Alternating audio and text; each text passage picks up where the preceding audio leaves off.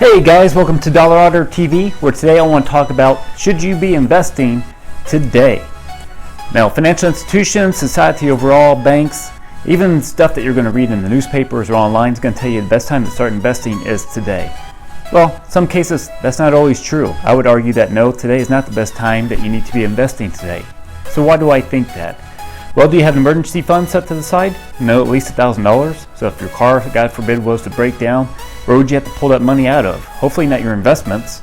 So if you had an emergency fund set to the side, at least you can pull that money out of that versus, like stocks, bonds that you may have invested. Do you have 3 to 6 months of income set to the side? Should we go into another recession or should you lose your job? You got to dip into your retirement account? I hope not. So those are reasons why I would say you probably shouldn't invest today. Another reason is maybe you have a lot of debt. Do you have consumer debt? Do you have personal loans, credit card debt? Did you know the average credit card is paying over 20% or charging you over 12%? So if you're sitting there being charged over 12% and then your investment's only bringing in 5 to 6%, you have a lot more money that is going out versus what's coming in paying you. So how does that make sense? So I would argue that no, today is not the best time to be investing.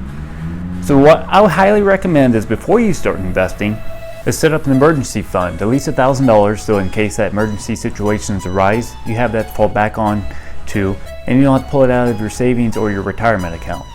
Second, you want to set up 3 to 6 months of savings. This is in case, God forbid, you lose your job or we hit another recession, you have that to fall back on and you don't have to touch your retirement account.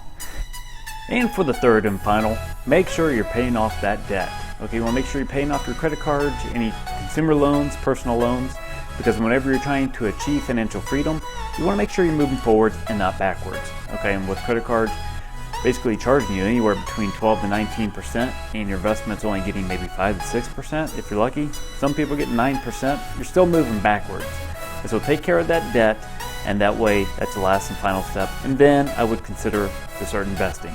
All right, appreciate it so much that you guys watched this video. If you have any comments, please drop a question or comment down below. Give me one of these, subscribe to our channel, and I'll see you next week.